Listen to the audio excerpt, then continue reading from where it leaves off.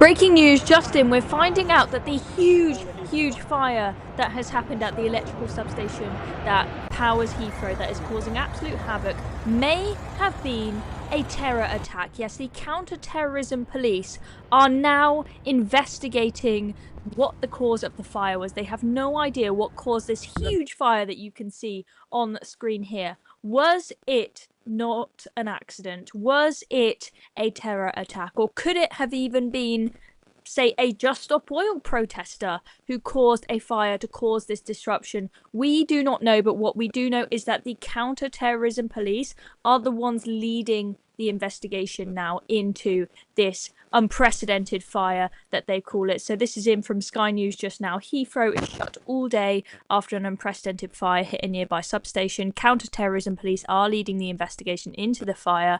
Thousands of people hit by cancellations, more than a few thousand, guys. We're hearing between sort of 250,000 to 300,000 passengers just today will potentially be disrupted. And also, it's looking like there is no end in sight. They initially said, oh, the airport will be closed until midnight, but they have no idea how they're going to open after midnight. I mean, they've just had this electrical substation that they are reliant on to power the airport literally be, you know, surely burnt to shreds with a fire that big. The fire is still ongoing at the time of recording this video, by the way. The fire services, they say that the fire is now like under control, but it is not completely out. This is still going on. We had all morning, we had 16,000 homes without any power, basically the whole of West London living in blackout, right? And we have no idea how on earth we're going to get the power back on. And what we're also finding out now, stay with me because I'm going to show you what Richard Tice said, gave an exclusive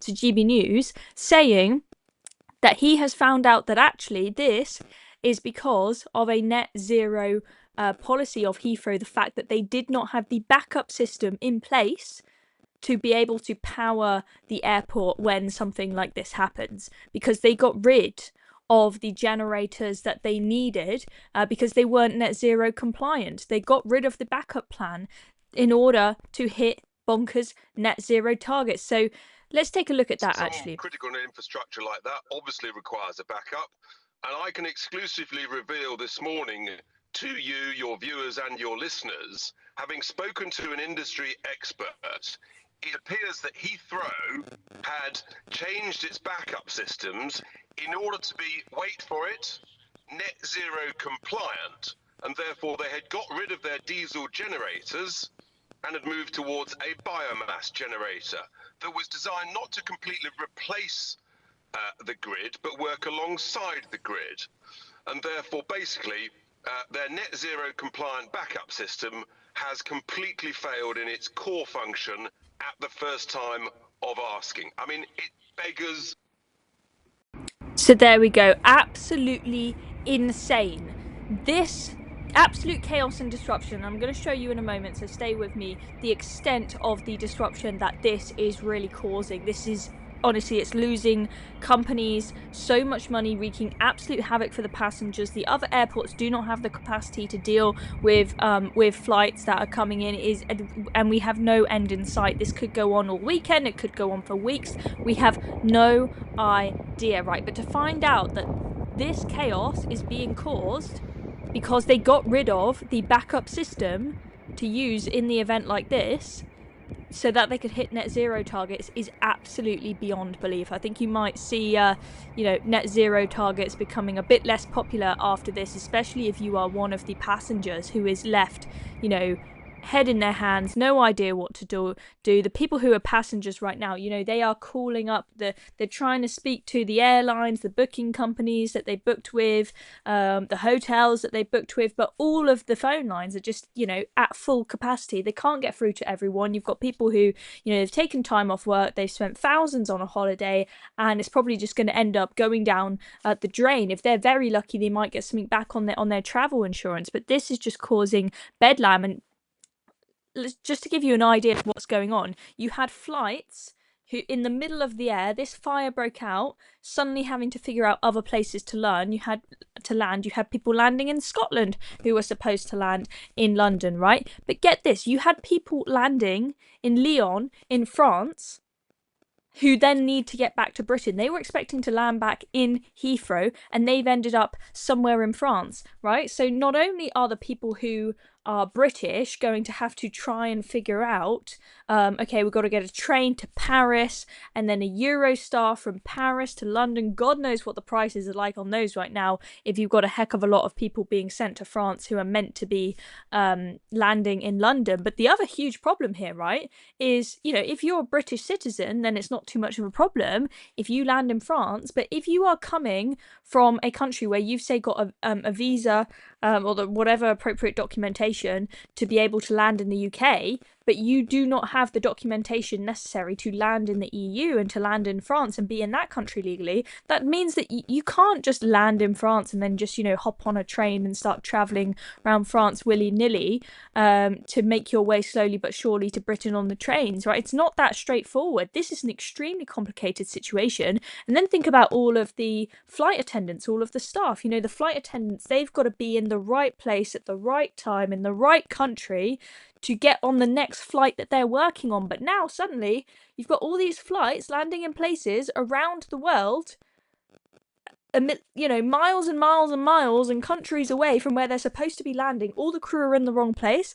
and they can't even plan forwards, right? Because they don't know when this is going to come to an end. So we just had this update at about 1:30 from Heathrow saying that they still have no idea when this is going to come to an end. So they put out this statement: Heathrow is experiencing a significant power outage across the airport due to a large fire at a nearby electrical substation.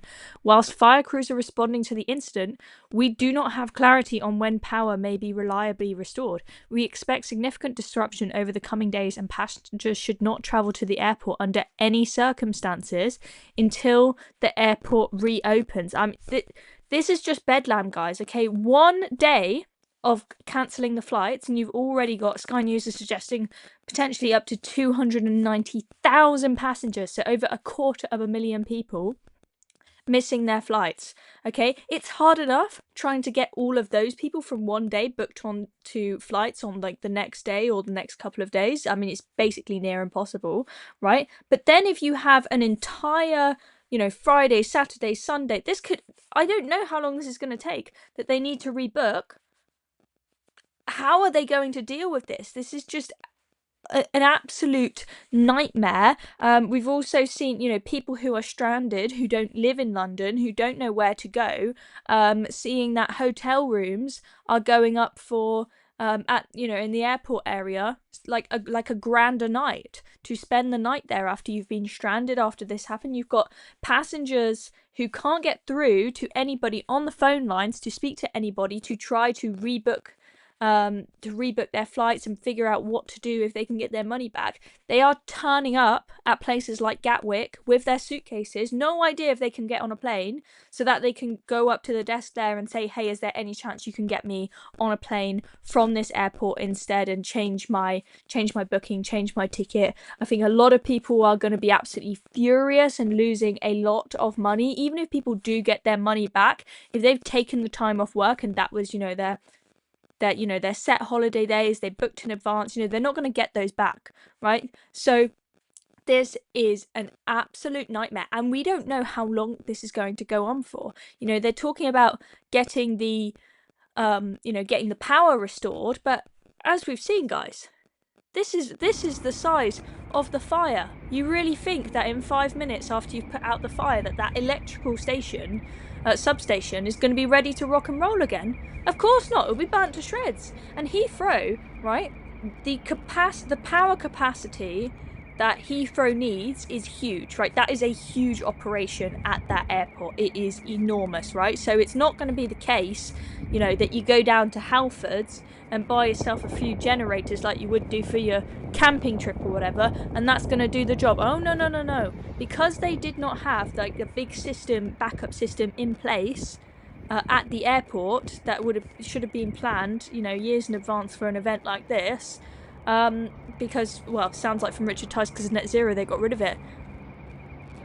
This is big trouble. This is big trouble for Heathrow. I don't know what they're going to do, but they've got no choice but to try and figure this out as quick as they possibly can, because you cannot just shut down Heathrow, which is what, the busiest airport in the world, or one of the most busy airports in the entire world.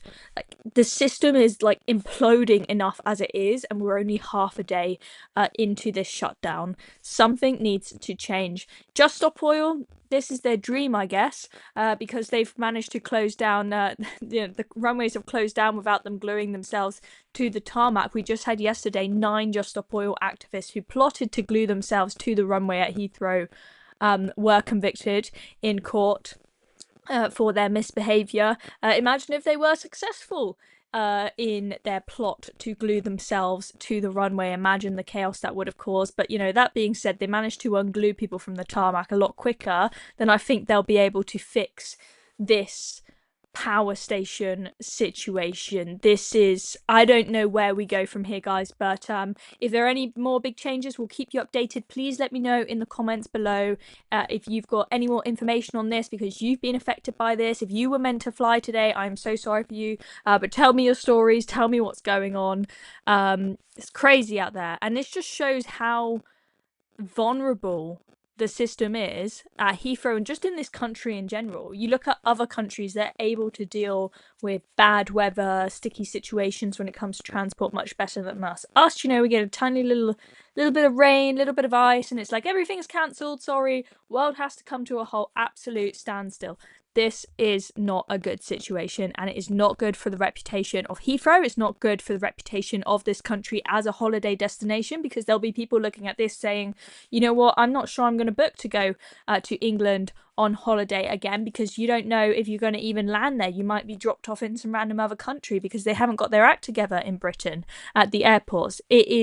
This is a nightmare. We'll see what happens over the next couple of days, whether it reopens swiftly or not. But even if it opens again now, the chaos that has been caused and the damage that has been done is already enormous. Anyway, I'm Chloe Dobbs. Thank you very much for watching. Please subscribe to Recent if you haven't already, and we'll keep you updated with what's going on.